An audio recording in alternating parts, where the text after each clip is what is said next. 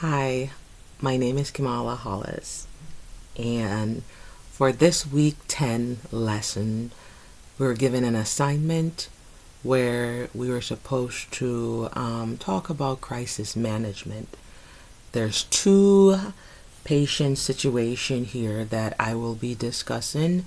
Um, the first thing when it comes to crisis management is that you have to empathize, you have to active listen, you have to be validating, you have to assess safety, you have to create a plan, and you have to know how to approach each patient.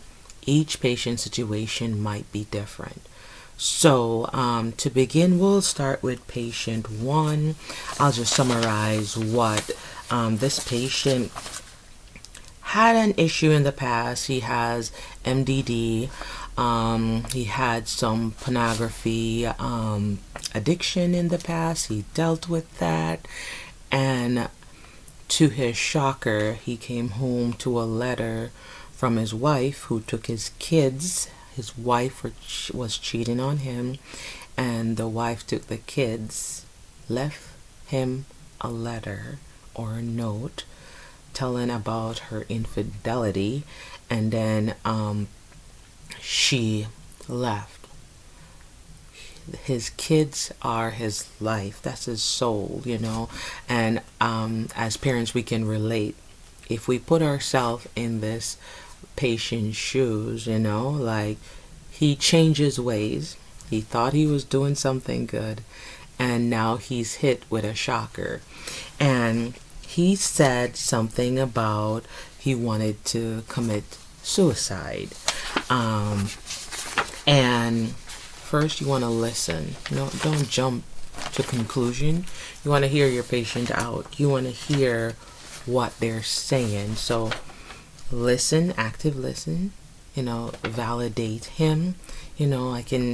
I would use a term like, I can see how deeply hurt you are. Talk about the situation.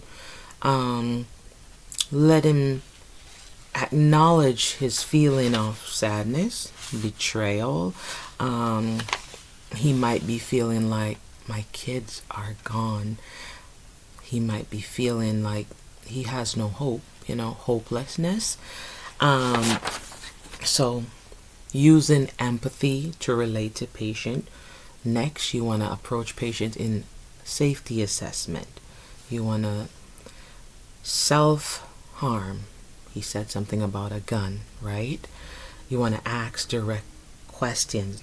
Have you had any thoughts of harming yourself? Homicidal. Have you had any thoughts of hurting someone else? Depending on what the patient say, yes, I have a gun and I'm gonna shoot myself in the head. And the gun is upstairs on my bed. Right there, like, ooh, man, he has a plan. So that's a high safety risk. I'm gonna track my wife down and I'm gonna shoot her and her boyfriend. Homicidal ideation. He has a plan. I looked up online. I found their address. First, you don't want to, if a patient feel like, okay, my therapist is seeking all of this information for a reason, you want to be in the moment. You want to ask about his plan. You want to ask, so do you know where your wife stay at? What address? Yeah, you could seek it out to see how much this person know, and vice versa. And then, depending on how immediate danger, do I need to intervene now? This patient need to be chaptered? Do I need to put this patient inpatient? Depending on how of an immediate threat things are, you want to call crisis hotline. Let's say emotional support. You want to tell them, I understand how you're feeling. I understand how angry this must be for you. I talk about it, the betrayal, you change your ways, and yet still it's like you almost got backstabbed.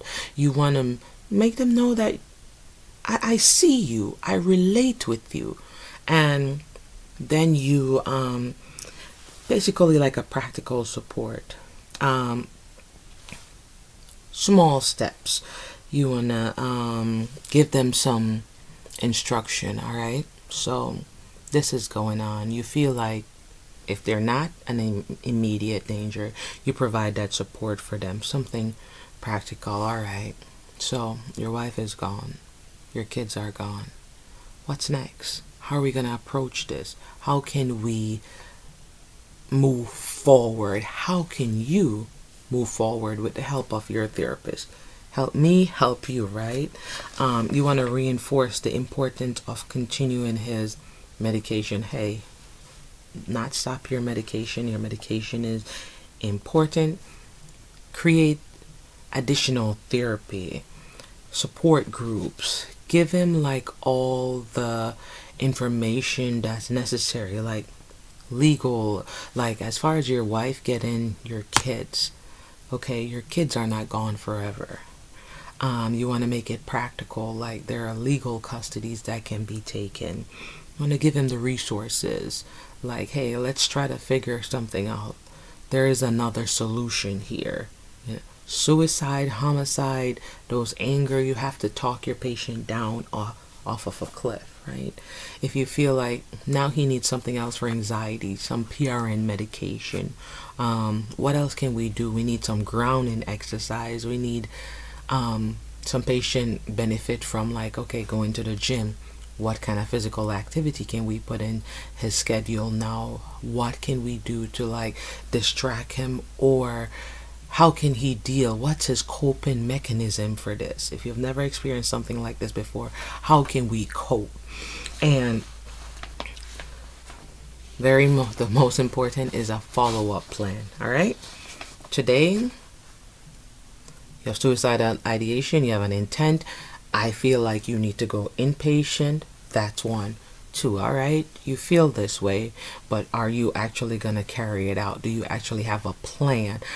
Patient don't, I'm just angry. I'm just angry and I would want to and I this, but they don't have a plan. You're like, okay, this is a step you need to take. Let's talk about your medication. Let's talk about support group. Who can you call? Who's there for you? How can we talk to who can talk to your wife as a third party to know that taking your kids is not legal? So each of this step, all right, what we're going to do, we're going to get up, we're going to go to work, we're going to one step at a time, lay it out.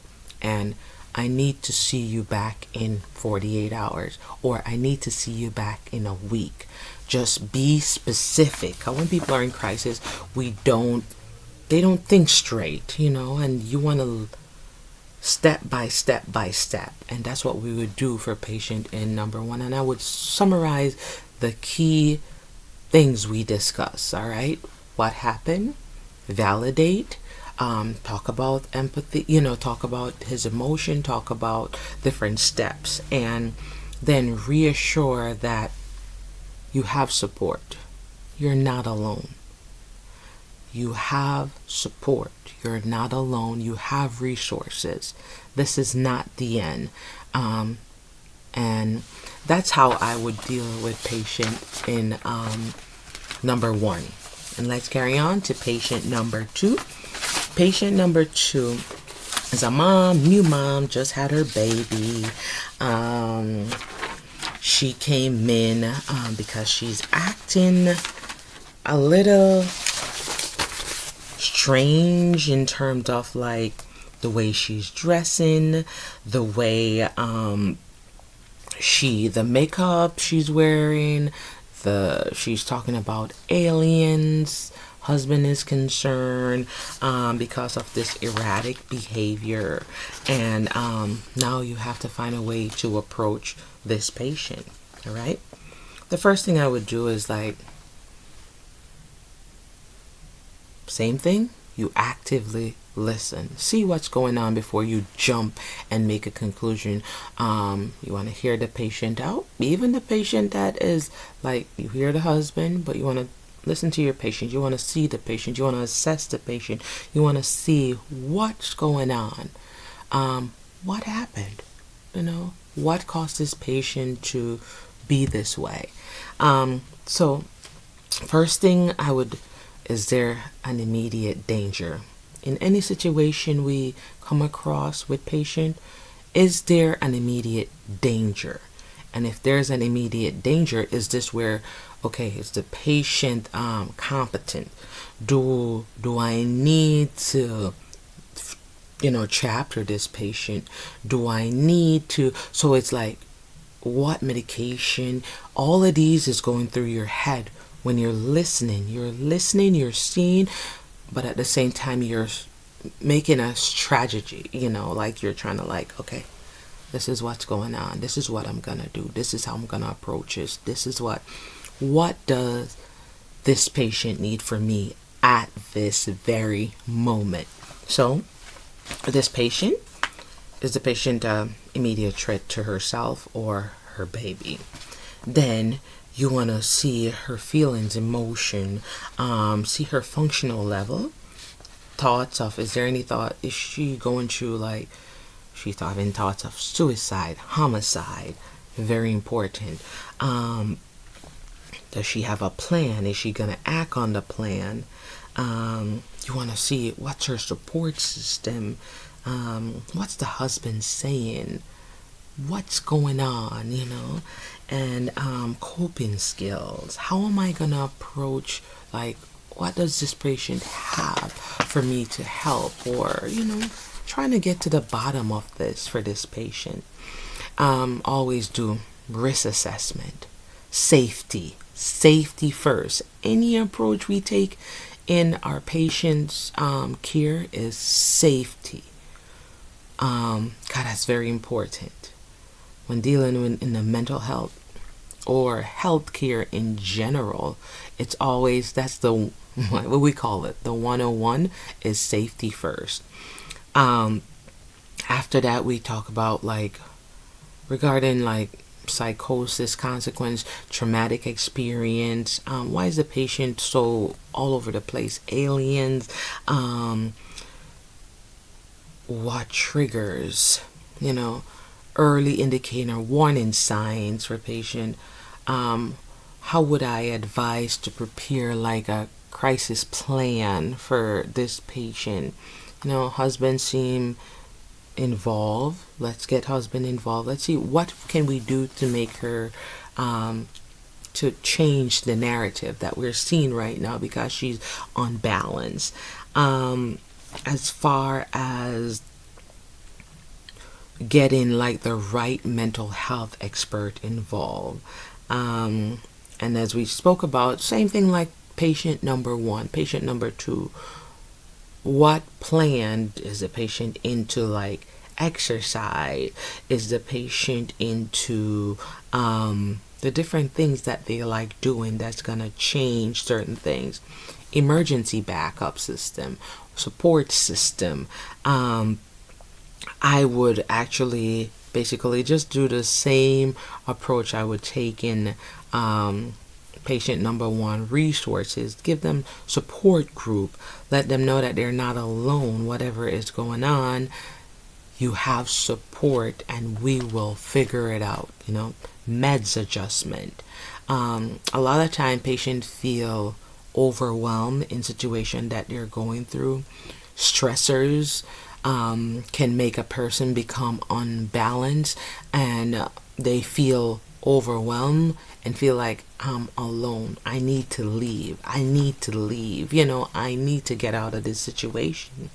And sometimes the only solution they see is suicide or homicide. And as we know, we're about saving life. We're about longevity. It's about making a patient know that there is a solution. And with her, it's her we're gonna look into her medication, make sure baby is safe, make sure husband is safe, make sure she is safe, and give her all the resources that's necessary. And it's the same way. Patient need inpatient versus is this something I can balance outpatient wise? So just wrapping up with these two patients, we always want to, after we're done with our assessment, create a plan, talk about follow-up. Is this a follow-up a week, 2 days, 2 weeks, med adjustment, PRN medication, what should I add, what should I take away, what's causing this? Is the cause and effects. And